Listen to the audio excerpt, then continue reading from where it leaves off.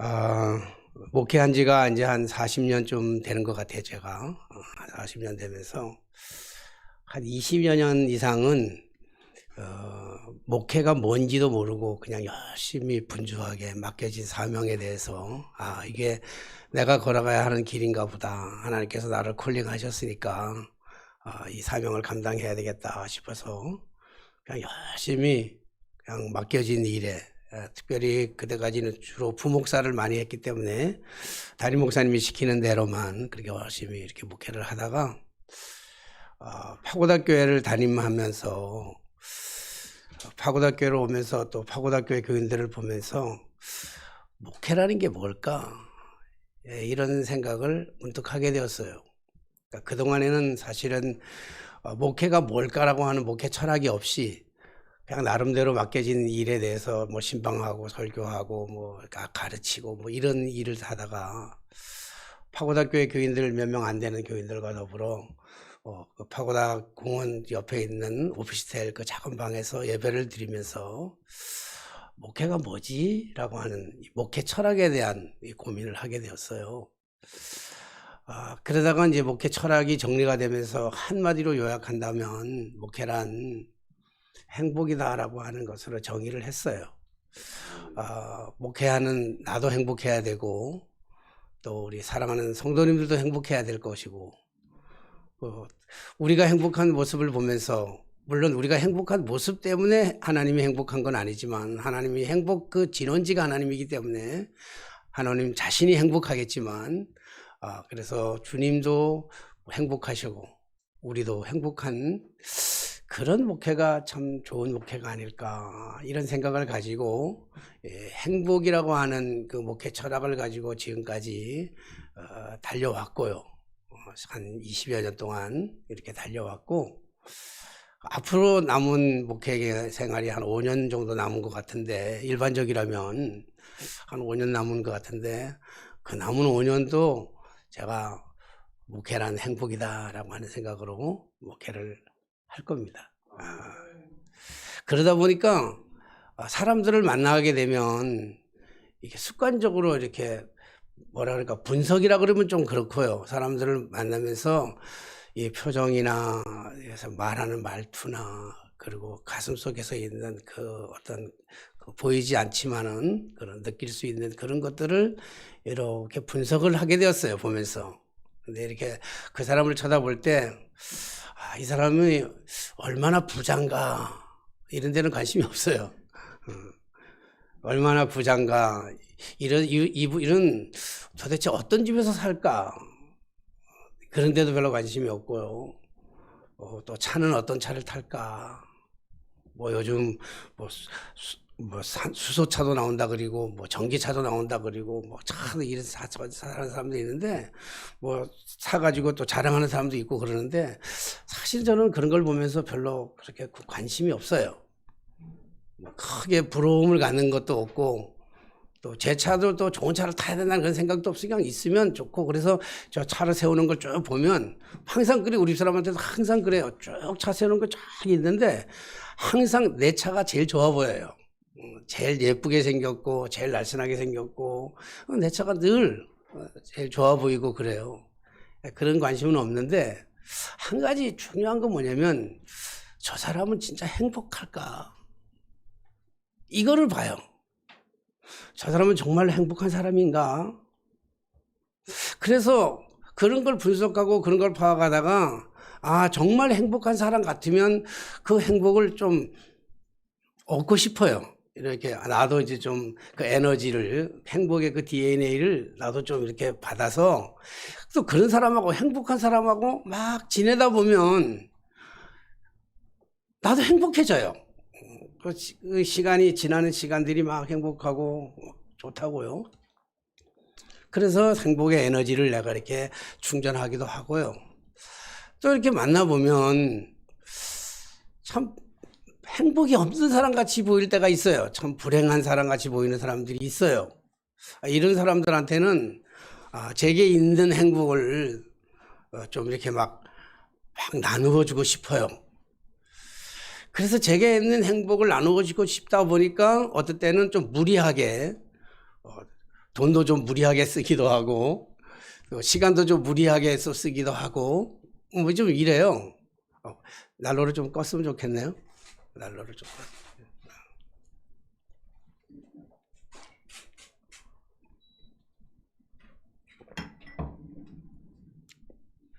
그래서 우리가 다 모두가 다 좀 행복한 사람으로서 신앙생활하고 뭐 꼭 교회 와가지고 행복한 걸 떠나서 교회 밖에서도 좀 행복하게 살았으면 좋겠다.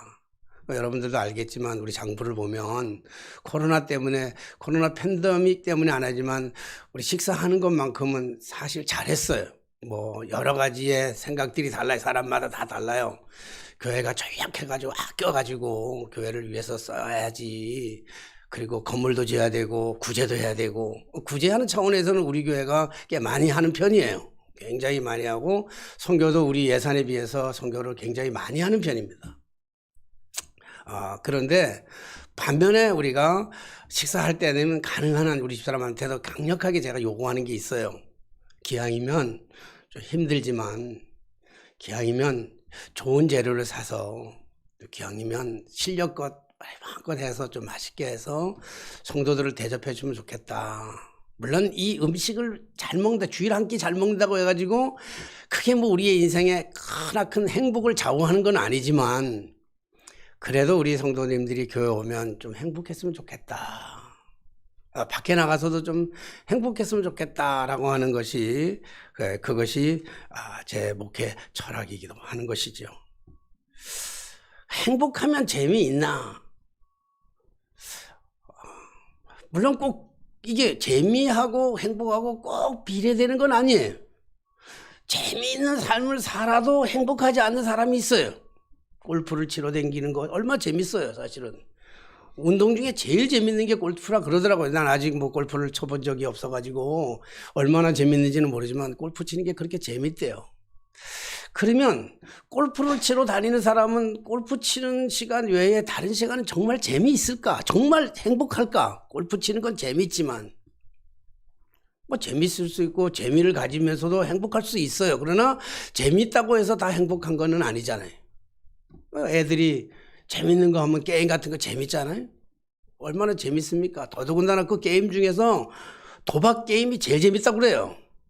돈 따고 돈 잃고 돈 따고 하는 도박 게임이 제일 재밌다고 그러는데 도박을 해가지고 돈을 막 딴다고 해가지고 돈을 막 따는 재미가 있다고 해서 그 사람의 삶이 정말로 행복할까? 저 그런 거 보거든요. 저 사람이 정말 행복할까? 저거 해서 정말 행복할까? 이런 걸 봐요. 또 반대로 생각해가지고 행복한 사람은 정말로 모든 일이 다 재미있을까? 행복하다고 얘기하면 모든 하나하나 되어진 일들이 다 비바람 눈보라 하나도 없이 그냥 다 평탄한 것만 있고 다 좋은 것만 있고 다 그냥 정말 좋아서 그래서 행복한 걸까? 그런 거는 아닌 것 같아요. 행복해도 행복한 사람이라 할지라도 비바람 눈보라가 있고 때로는 그 인생이 재미없을 수도 있어요. 힘들 수도 있다고요. 사실은 힘들 수도 있지만 그 힘들고 재미없는 삶 속에서도 실제로 삶 자체는 정말로 행복한 사람의 모습이 있다고요. 행복한 사람들이. 그래서 행복한 사람들을 이렇게 쭉 관찰하다가 보니까 행복한 사람들을 관찰하는 것 중에서 나타나는 행복한 사람들의 공통점이 하나 있어요. 어떤 사람이 정말 행복할까? 아까도 얘기했지만 돈 많은 사람이 행복할까? 좋은 집에서 큰 집에서 좋은 음식을 먹으면서 살아가면 행복할까? 아니면 좋은 차를 타면 정말 행복할까? 골프를 치고 낚시를 하고 뭐 이런 걸 하면 참 그렇게 하고 다니면 그러면 참 행복할까? 아니에요. 그거 끝나면 또 아니더라고요. 근데 정말로 행복한 사람들이 가지고 있는 공통점 하나를 딱 보니까 누구에나 그 공통점이 다 있어요. 행복한 사람들이 누리는 공통점이 하나가 다 있는데 그 공통점이 뭐냐면 그게 바로 감사예요. 감사. 행복한 사람들에게는 늘 감사를 입에 달고 다니더라고요. 행복의 진원지는 하나님께로부터 있어요. 그래서 하나님의 허락이 없이는 사실은 어떻게 보면 이게 감리교적인 건 아니고 좀 장로교적인 건 하긴 하지만 하나님의 허락이 없이는 아무도 행복을 함께 누릴 수 있는 특권이 없어요. 그래서 행복을 진짜로 누릴 수 있는 특권이라고 하는 것은 하나님을 아는 자들만이 누릴 수 있는 하나님의 절대적인 은총이고 하나님의 절대적인 축복이에요. 그 특권이에요. 그때 그 진원지가, 행복의 진원지가 하나님께로 있는데 그 행복이 우리에게 올 때는 뭘 통해서 오냐면 감사라고 하는 그 배관을 통해서 우리에게 온단 말이에요. 우리가 감사할 때, 작은 사소한 일에도 감사할 때, 그때 그것을 타고 감사의 그 배줄을 타고, 감사의 끈을 타고, 감사의 배관을 타고 우리에게 찾아와요. 뭐가? 행복이요. 그래서 진짜로 행복한 사람들은 매사가 감사해요.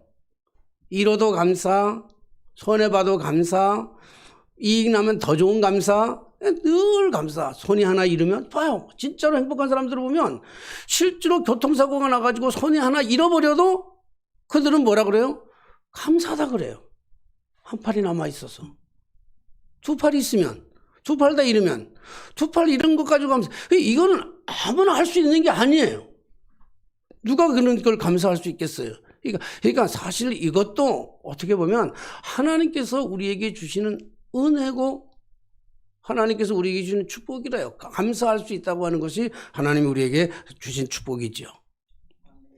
그래서 성경에 많은 인물들이 있는데 우리의 믿음의 선배들이 걸어갔던 많은 인물들 중에서 행복을 누렸던 그 많은 성서의 인물들, 뭐 이 시간을 거쳐서 다 얘기할 수는 없지만 한 세 사람만 들어가지고 얘기한다고 한다면 우리가 제일 첫 번째 다윗이라고 하는 사람을 들을 수 있어요. 다윗은 그 인생의 삶을 참 행복하게 살았던 사람이죠.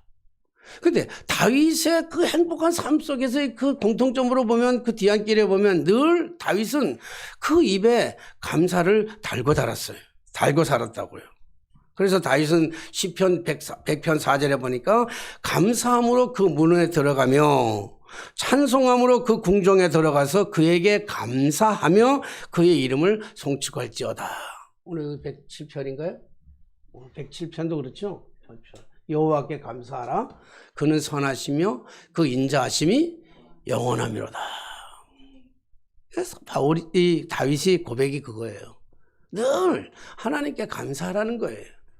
하나님께 감사하라고 하는 건 창조주 하나님께 감사하는 것이고 그 하나님께 감사하게 되면 하나님을 알게 되면 모든 삶에 있어서 어떠한 상황 속에서도 그러니까 다윗이 이 노래를 쓸 때 이 상황이 어떤 상황이냐면 정말로 좋은 상황, 모든 것이 다 갖추어진 상황에서 부른 게 아니라고요.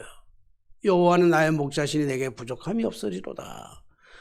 다윗이 이 시를 쓸 때요, 정말 풍성한 밥상에 상이 배 터지게 차려져 있는 그 밥을 먹으면서 하나도 부족함이 없는 그 상황 속에서 다윗은 그 노래를 부른 게 아니에요. 가장 절박한 상황에서, 가장 힘든 상황에서, 가장 어려운 상황에서 다윗은 여호와는 나의 목자시니 내게 부족함이 없다. 부족한 상황 속에서, 최고로의 부족한 삶 속에서 그는 노래하기를 여호와는 나의 목자시기 때문에 우리 하나님은 절대로 나를 부족하게 만들지 아니하실 것이라고 하는 그 믿음으로 인해서 고백되어지는 그 감사거든요. 뿐만 아니라 우리가 잘 알고 있는 다니엘 같은 경우도 마찬가지잖아요. 다니엘은 금신상을 만들어 놓고 거기다가 절을 하라고 하는 그 절하지 않으면 사자밥을 대겠다고 하는 그런 금령이 떨어졌음에도 불구하고 그는 동쪽을 향해서 창문을 다 열어놓고 하나님과 기도했잖아요. 그가 하나님 앞에 기도할 수 있었던 그 감사의 기도를 드릴 수가 있었던 것이죠. 그런 절박한 상황 속에서도 그 힘든 상황 속에서도 죽음의 그 그림자가 자기의 문 앞에 자기의 발 앞에 와 있음에도 불구하고 다니엘은 하나님 앞에 감사의 기도를 드릴 수 있었던 것이죠. 뿐만 아니라 우리가 신약 성경에 와서 우리 사도 바울 같은 경우는 뭐 봐도 사도 바울은 고린도후서 4장 8절로부터 9절의 말씀 보면 이렇게 고백하고 있잖아요. 내가 사방으로 우겨싸임을 다 당한다 할지라도, 모든 사람들이 다 포위해가지고 나를 죽이려고 달려든다 할지라도, 우겨싸임을 당한다 할지라도, 뿐만 아니라 답답한 일을 당해도, 그리고 박해를 당해도, 심지어 내가 거꾸로짐을 당한다 할지라도 내가 하나님께 감사하리로다, 그렇게 고백하고 있어요. 도대체 이들은 무엇이 이들을 이렇게 감사하게 만들었냐고요. 아니, 이런 상황에서, 이 절박한 상황에서, 이 위기의 상황에서, 이 슬픈 상황에서 어떻게 이들은 감사할 수 있었느냐고요. 오늘 다윗은 시편 100편 3절의 말씀 보니까 다윗은 그 절박한 상황 속에서도 하나님 앞에 감사할 수 있었던 것은 여호와가 나의 하나님이라는 거예요. 여호와가 창조의 하나님, 그 하나님이 나의 하나님이에요. 나의 하나님. 내가 믿는 하나님. 그분은 실족하지도 않게 하시고 언제나 풍성하게 채워주시는 그 전능하신 하나님이기 때문에 그 하나님을 바라보고 그 하나님을 의지하고 그 하나님 앞에 내가 전적으로 속해 있고 내가 그 하나님의 자녀인 것을 깨달았을 때에 그 다윗은 어떠한 고난이 와도 어떤 역경이 와도 슬픔이 온다 할지라도 그래도 하나님께 감사한다는 거예요. 그러니까 감사할 수밖에 없으니까, 어떠한 상황이 와도 감사할 수밖에 없으니까 다윗의 삶은 당연히 행복한 삶이라고 얘기할 수밖에 없죠. 물론 우리가 알다시피 다윗의 생애가 그렇게 만만한 생애가 아니었잖아요. 그렇게 생각했던 것처럼 평탄한 세계가 아니었잖아요. 그에게는 힘든 것, 구비구비마다 어려운 것, 말할 수 없는 고통의 순간도 있었어요. 정말 인생이 지긋지긋하고 재미없는 때도 있었어요. 그러나 그 상황 속에서도 다윗은 하나님 앞에 감사할 수 있었던 것은 여호와 하나님이 나의 하나님이기 때문에 그러는 거예요. 여러분 믿어지십니까? 만물을 창조하시는 그 하나님, 세상의 우주 만물을 창조하시고 저 들에 핀 저 꽃들도 창조하시고 우리를 창조하시되 어쩌면 이렇게도 기가 막히게 창조하셔가지고 우리의 이 신체의 구조를 어쩌면 이렇게도 기가 막히게 창조하셔가지고 우리가 살아갈 수 있도록 만드신 그 하나님, 그 하나님이 나의 하나님이신 것을 믿고 고백되는 줄로 믿습니다. 그러니까 감사하는 거예요. 다니엘은요, 자기의 그 죽음의 그림자가 자기 문 앞에 왔음에도 감사할 수 있었던 것은 그가 다니엘 3장 18절의 말씀 보니까 그리 아니하실지라도, 하나님이 그리 아니하실지라도 나를 그 불못불 가운데 들어간다 할지라도, 아니고 나를 사자굴에 들어간다 할지라도 그럼에도 불구하고 변함없는 그 하나님, 신실하신 하나님, 나를 실족하지 아니하신 하나님, 실수가 없으신 하나님, 내 생명의 주관자가 되시는 그 하나님을 의지했기 때문에 좀 어려운 상황이 와도, 심지어 죽음의 상황이 온다 할지라도, 설사 내가 죽는다 할지라도 주님의 이름으로 죽을 수 있다면, 내가 죽는다 할지라도 하나님의 영광을 위하여 죽을 수 있다고 한다면 그것이 감사라는 거예요. 감사예요. 감사하니까. 그래서 다니엘서 3장 18절에 보니까 그가 감사하며 기도했다고 그랬어요. 기도하면서 감사했다고 그래요. 감사했어요. 어쩌면 이럴 수가 있습니까? 내가 뭘 잘못했길래 내가 이렇게 죽어야 됩니까? 왜 나한테만 이렇게 고난을 주십니까? 얼마든지 불평하고 얼마든지 짜증할 수 있어요. 우리가 불평하고 짜증낸다고 해서요, 하나님 우리를 대챙기치거나 버리질 않아요. 자식을 키워봐서 알지만요, 애 넷 키워보면서요, 자식들이 와가지고 아버지한테 뭐 불평하고 엄마한테 불평하고 짜증내고 원망한다 해서 내가 이놈 자식 정말 싸가지도 없는 놈들이구나, 이만큼 키워줬으면 됐지, 우리 불평이 이렇게 작고 잔소리가 많아, 이 자식 내 호적에서 다음 내일부터는 내 호적에서 없는 거 다 딱 가가지고 동사무소 가서 호적에서 빨간 줄 쫙 그거 없어, 이럴 수가 없어요. 그렇잖아요. 우리가 하나님 앞에 힘들고 어려워서 우리가 불평하고 원망한다고 할지라도 하나님이 우리를 버리지는 않으셔요. 그런데 문제는 뭐냐면 우리가 불평하고 원망하고 감사가 사라지게 되면 우리 안에 있는 하나님의 근원지이신 행복이 우리 안에서 자꾸만 사라지는 거예요. 행복하지가 않는 거예요. 행복하지가 않으니까 재미도 없는 거고요. 행복하면 재밌거든요. 이게 수학 공식으로 본다면 이런 거예요. 재밌어서 행복한 게 아니고, 재밌기 때문에 감사한 게 아니고, 감사하니까 행복한 거예요. 감사하면 행복하고, 행복하니까 모든 게 신나는 거예요. 이것저것 다 신나는 거라고요. 다 좋은 거예요. 그러니까 하나님 앞에 우리가 감사의 생활을 우리의 입술을 통해서 감사를 자꾸 열면, 입술로 감사하다 그러면 행복해지는 것이고, 누가 행복을 줘요? 하나님이 행복을 주시는 거고, 하나님이 행복을 주시니까 사는 게 재밌다니까요. 좀 부족해도, 좀 모자라도, 좀 어색해도 말이죠.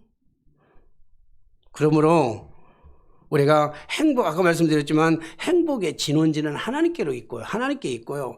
그 행복은, 하나님께 있는 그 행복은 감사라고 하는 그 배관을 통해서 꼭 그냥 안 와요. 감사라고 하는 그 배관을 통해서 우리에게 꼭 임하게 되는 거예요. 그래서 정말로 우리가 감사하는 사람, 하나님을 인정하는 사람들은요, 그 어떠한 상황 속에서도 우리가 그 큰 것 속에서도 감사하게 되는 것이죠. 오늘 사도 바울은 그렇게 얘기했어요. 사도 바울은 우겨싸임을 당하고 답답한 일을 당하고 거꾸러짐을 당하고 그 어려운 일을 당해도 내가 하나님 앞에 감사할 수 있었던 것은 사도 바울의 고백이 이런 고백이에요. 내 안에 예수 그리스도 심장을 지니고 있다는 거예요. 예수 그리스도의 심장이 내 안에 있다는 거예요. 내 안에. 예수 그리스도의 심장은 예수님께 있고, 나는 예수 심장 없고, 나는 나고, 예수님 예수님이고. 그렇게 살아간다고 한다면 사실 행복을 찾아오기가 어렵잖아요. 사랑하신 여러분, 오늘 돌아보자고. 우리가 불평하는 이유를 가만히 보자고요. 불평하는 이유를 가만히 보면 왜 불평하죠? 왜 만족함이 없죠? 내게 있는 게 안 보여. 여러분, 행복하지 않다고 생각하는 사람들이 가지고 있는 아주 또 다른 공통점이 있다고 한다면요, 내게 안 보여. 내가 가지고 있는 것, 내 건강, 내 지식, 내 재물, 내 것 아무것도 안 보이고 다 누구 거만 보면 다른 사람한테 있는데 나한테 없는 것 같이 보여요. 나는 1억밖에 없는데, 1억은 엄청난 거고, 1억은 엄청나죠. 우리 1억 가진 사람도 없어요. 다 융자 받은 거 갖고 나면 1억 마이너스 카드 아니면 다행인데, 그래, 한 1억 있다고 생각하자고요. 1억 있다고 행복해요? 행복한 사람은요, 마이너스 통장 쓰면서도 행복해. 근데 행복하지 않다고 생각하는 사람, 불평하고 원망하는 사람은요, 내가 1억이 있어도 다른 사람이 가지고 있는 10억이 보여요. 다른 사람이 가지고 있는 30억이 보인다니까요. 내가 살고 있는 32평짜리 아파트가 보이는 게 아니라 다른 사람이 살고 있는 60평짜리 아파트가 보이는 거예요. 그러니까 불평할 수밖에 없고, 그러니까 원망할 수밖에 없고요. 근데 감사하는 사람들은 돌아보면요, 너무 감사한 거예요. 지난 시간에 말씀드렸습니다마는 뭐가 기적이에요? 일상이 기적이라니까. 오늘 냄새 맡을 수 있는 것만도 기적이에요. 코로나 걸리고 나서 냄새를 잃어봐야, 냄새 맡는 게 이게 기적이구나 하는 걸 아는 거예요. 우리는 그 사소한 것들에서 감사를 잃어버렸기 때문에 우리가 행복조차도 잃어버리게 됐어요. 그렇기 때문에 사랑하시는 성도 여러분, 오늘 우리에게 주어진 아주 사소한 것들에게도 우리가 감사를 찾아내는 그러한 삶으로 살아가다가 진짜 행복한 삶을 누리게 되시기를 주님의 이름으로 축원합니다. 오늘 본문의 말씀을 보면요, 우리가 너무 잘 아는 말씀이기 때문에 이 내용을 전반적으로 설명하고 싶지는 않아요. 근데 오늘 내용을 보면요, 문제의 원인은 당연한 것 이거잖아요. 문제의 원인은 성전 미문에서 구걸하며 살아가는 안진뱅이 장애우가 문제예요. 해답은 이 안진뱅이 장애우가 일어나서 감사하며 뛰고 하나님께 찬양하고 영광을 돌리는 것 아니겠어요? 오늘 상권을 보면 간단한 메시지처럼 보여요. 이 메시지가 태어나면서 안진뱅이였고, 그 안진뱅이 장애우가 먹을 것이 없으니까 성전에 들어가지도 못하고 성전 미문에 앉아가지고 지나가는 사람들에게 구걸해서 돈을 얻어서 그가 먹고 사는 것. 뭐 많이 얻는 날은 좀 좋았고 죄수도 좋았고 행복했게 생각할 수 있지만 안 나오는 날은 완전히 죄수가 온 붙은 날이고 그리고 섭섭한 날이고 뭐 그런 것 아니겠어요?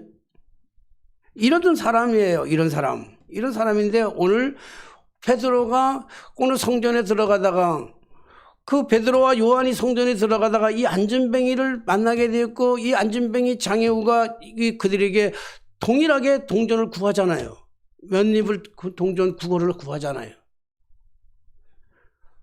오늘 이 두 사람을 가만히 생각하면서 이 두 사람의 다른 점이 뭘까 한번 생각해 봤어요. 저는 이 본문의 말씀 보면서 행복이라고 하는 기준을 가지고 놓고 오늘 감사를 통해서 행복한 기준을 놓고 이 두 사람의 차이점은 그러니까 갑과 을의 차이점. 뭐 베드로와 요한은 갑이게 될 거고 그리고 돈을 구하는 그 안진뱅이 장애우는 당연히 을이 될 끼고 그러니까 갑과 을과의 관계 속에서의 차이점은 뭘까라고 한다면 물론 많은 차이점이 있을 거예요. 첫째는 베드로는 성전에 들어갈 수 있는 것을 가지고 성전을 마음껏 왕래할 수 있는 사람일 거고 오늘 이 안진뱅이 장애우는 성전에 들어갈 수가 없으니까 성전 미문에서 앉아서 성전에 지나가는 사람들을 바라보면서 구걸할 수밖에 없는 그러한 삶의 차이가 있겠죠.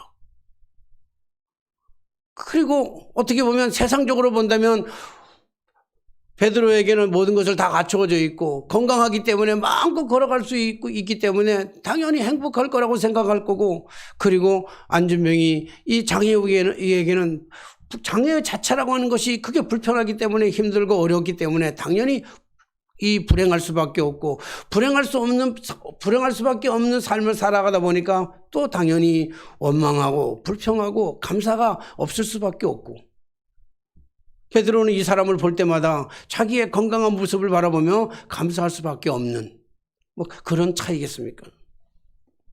오늘 간단히 보면 그런 세상적인 관점으로 본다면 그런 관점으로 볼 수 있지만 그러나 오늘 본문의 말씀의 가장 핵심은 굉장히 중요한 차이가 하나 있는데 그 하나의 차이가 뭐냐면 가장 큰 차이가 있다고 한다면 한 사람에게는 그리스도가 없고 한 사람에게는 그리스도가 있다는 거예요. 오늘 안진뱅이 그 장애우 그에게는 나사렛 예수가 없어요. 그 안에는 나사렛 예수가 없어. 그러니까 오늘 베드로가 얘기하잖아요. 내게 있는 것 너는 없지만 너는 지금 그게 없어. 내가 보니까 내가 없는 것 같아. 그런데 너는 그게 없지만 내가 가지고 있는 것 내게 주노니 나사렛 예수의 이름으로 일어나 걸어라.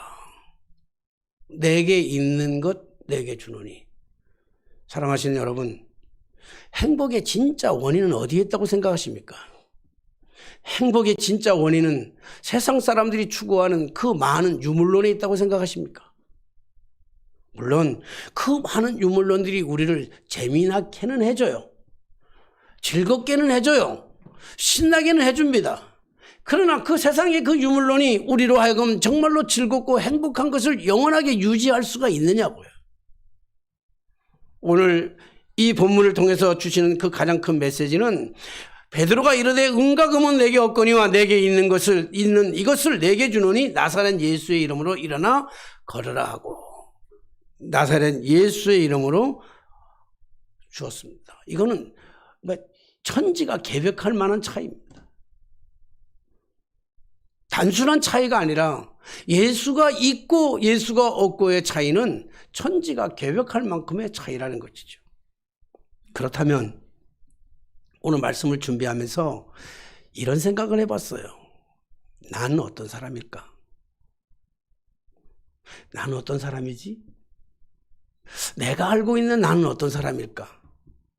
아니면 다른 사람들이 보는 나는 어떤 사람으로 평가될까?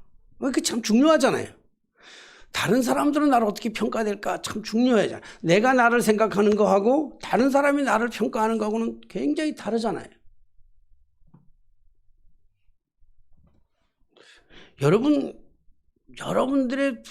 여러분들이 보는 시각에서 나는 어떤 사람처럼 보여요? 나는 어떤 사람일까? 나는 지금 어떤 사람일까라고 생각하면서 나는 스스로가 생각하기에 나는 이런 사람이고 싶어. 나는 이런 사람이야. 나는 이런 사람이 원자를 쓰는 생각하는데 나는 이런 사람이고 또 나는 이런 사람으로 살아가고 싶고 이런 사람으로 기억되고 싶어요. 그래서 언젠가는 죽잖아요. 언젠가는 죽으면 내 묘비 앞에다가 이렇게 써줬으면 좋겠어. 우리 애들이 다 있는지 기억해서 내 묘비 앞에다가는 이렇게 썼으면 좋겠다 싶어요. 내가 뭐 어느 날 죽은 다음에 묘비 앞에 요즘은 뭐 묘비도 안 세우잖아요. 다 뿌려버리니까 묘비가 없지만 마음의 묘비에는 그런 거 있을 거면 좋을 것 같아. 나는 이런 걸 내가 살아왔던 지난날의 삶 20년 동안 목회 철학을 생각하고 나서 20년의 삶 지나온 삶을 통해서 그리고 내가 되어지는 매일매일 하루의 삶 속에서 나는 그렇게 살아가는 것 같아. 저는 그렇게 살아가는데 남들이 그렇게 인정해 주는지 안 인정해 주는 건 모르겠어요. 그래서 우리 사람한테 제가 이 설교를 준비하면서 물어봤어요. 나는 이렇게 살아가는 것 같은데 당신이 보기에도 내가 그걸 그렇게 보여? 그랬더니 우리 사람이 그렇게 본다 그러더라고요. 그렇게 보인대. 우리 사람한테 그렇게 인정받으면 뭐 그런 거 대체적으로 괜찮은 거 아니에요? 그래서 나는 어떤 인생을 살아갔고 어떤 인생을 살아가며 어떤 인생으로 마지막을 지면서 사람들에게 이런 사람으로 기억하고 싶은 건 뭐냐면 이렇게 기억하고 싶어요. 바보처럼 살았는데 행복했었나라고. 참 사는 건 바보 같은데 참 행복했노라고. 보여줄 수는 없어요. 제가 어떻게 다 보여줘요. 우리 사람한테도 다 속의 걸 보여줄 수는 없고 우리 애들한테도 다 못 보여주는데 정말 행복했던 건 맞는 것 같아. 그러니까 내가 행복해가지고 우리 사람이 약이 오르는 거예요. 왜 니만 행복해야 되냐 하는 거야. 같이 행복해야지. 우리 애들도 그러는 거예요. 왜 아빠만 행복해야 돼? 우리도 행복해야 되는데. 아빠는 좋은 일로만 살았잖아. 아빠가 좋아하는 것. 남편이 내가 좋아하는 것을만 살아왔다고 생각하는 거예요. 여러분, 내가 좋아왔던 것만 살아왔던 것이 아니라 내가 감사하고 행복하니까 내가 싫은 것도 했어요. 내가 너무 힘든 것도 해야 됐다고요. 손해나는 것도 해야 돼요. 얼마나 바보 같은 짓인지를 많이 알아. 이거 하면 얼마나 바보 같은 짓인지를 알면서도 그 일을 해요. 왜? 행복하려고. 감사하니까. 여러분, 감사의 일기를 쓰면요. 제가 감사의 일기를 쓰면요. 책을 몇 권을 쓸 거야, 아마. 써도 몇 권을 쓰는데 내가 감사의 일기를 쓰면 아무도 안 사보더라고요. 왜? 재수 없대.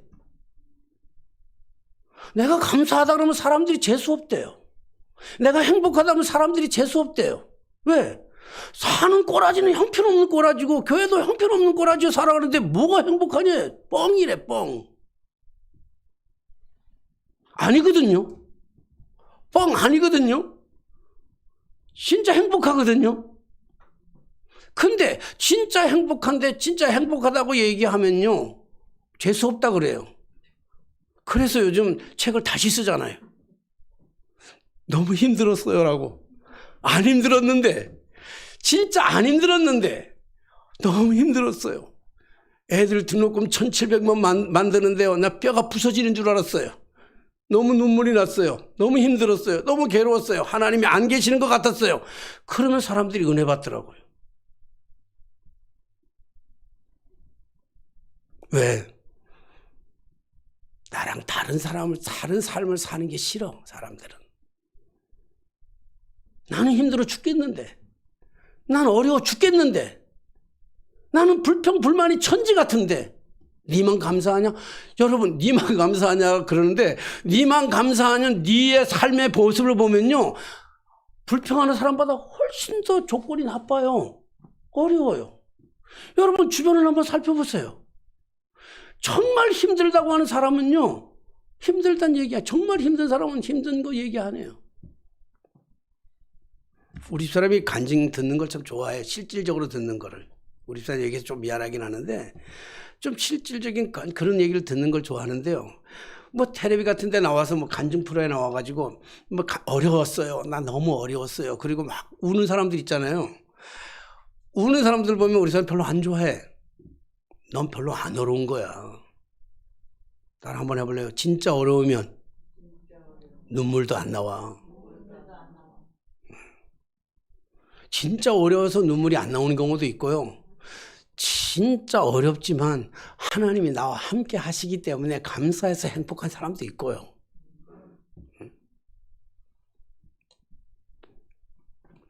그러면 생각해 봤어요.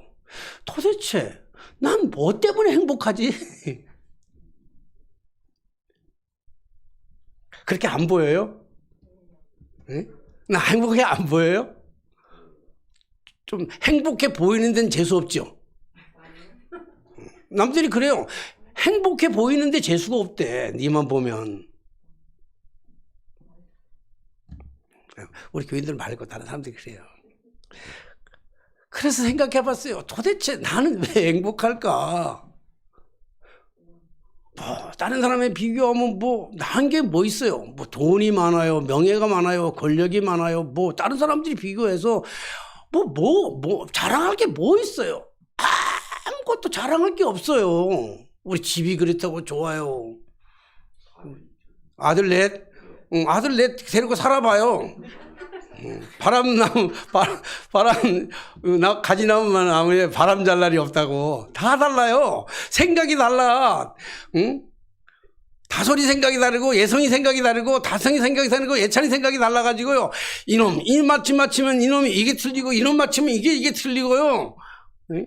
아니, 아들 넷이니까, 그리고 아들 넷이 있으면요, 지금 장가 가야 되는데, 장가 지금 못 가요. 왜 못 가는 줄 알아요? 집이 없어 못 가요. 애인도 저기 와 있잖아요. 애인도 와 있는데도 장가를 못 가는 건 집이 없어 못 가요. 집이 없어. 집만 주면 지금 당장 혼인신고할 거예요. 당장 결혼할 거고. 여러분, 그 애구 나가요. 그거 내가 해야 될 애구예요. 왜 집사님이 애구하고 그래. 여러분, 행복할 이유가 하나도 없어요. 세상 사람들이 보면 행복할 이유가 하나도 없는데 왜 행복할지 내가 따져봤더니 내 안에 딱 하나 있더라고요. 예수 그리스도가 계신 거예요.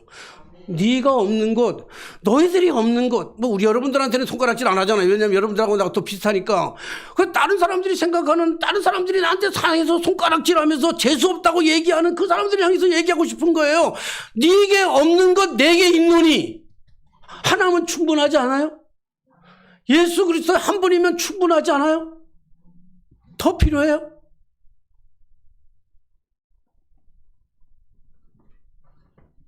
사랑하신 여러분, 오늘 추수감사절 예배를 드리는 거예요. 추수감사절 1년에 농사해서 추수해서 감사해서 드리는 거, 물론 그런 의미도 있어요. 그러나 추수감사절이 시작되는 그 의미를 본다면 청교도들이 영국에서 메이플라워를 타고 미국에 들어와가지고 청교도들이 처음 추수감사절을 드릴 때 있어서 감사했어요? 농사를 풍성하게 해줘가지고 먹을 것 배 터지게 먹고 남아가지고 하나님께 감사드렸나요? 아니에요. 그들이 바다 건너오면서 남편을 잃었어요. 배 안에서. 자식을 굶어 죽였다고요. 추위에 얼려 죽였다고요. 남편을 죽이고 아내를 죽이고, 그래서 아내도 없고 남편도 없는 자리에서, 아내도 없는 자리에서, 자식을 잃은 그 자리에서 1년에 돌아보니, 추수하고 나서 돌아보니 그 절망스러운 그 사령 속에서 드릴 것이라고 하는 코딱지만한 것, 인디안들한테 얻은 그 종자를 가지고 심었는데, 그거 심었으면 얼마나 많은 걸 추수했겠어요.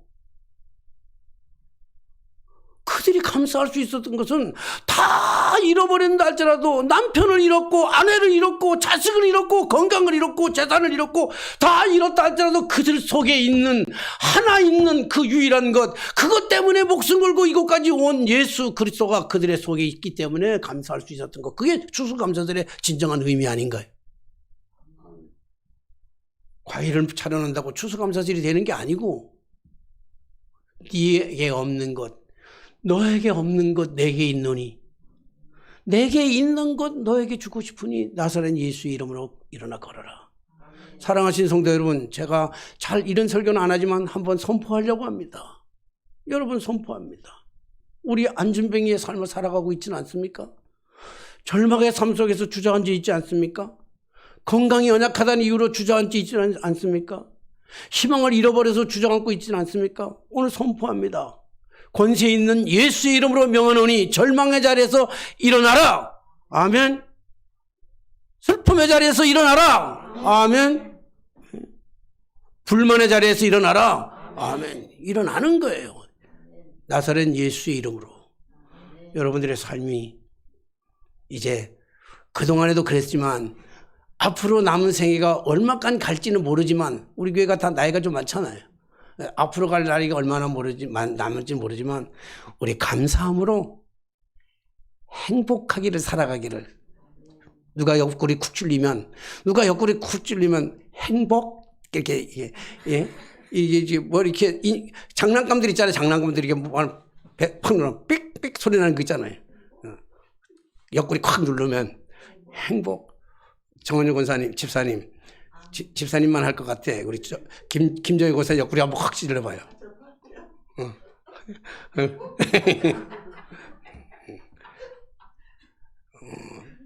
우리 입술에서만 고백되는 것이 아니라 우리의 삶 전체를 통해서 작은 것, 아주 사소한 것, 심지어 잃어버렸다 할지라도 그 잃어버린 것 때문에 감사할 수 있는 그 삶이 여러분들을 행복하게 만들어가는 아름다운 추수감사절이 되게 되시기를 주님의 이름으로 축원합니다.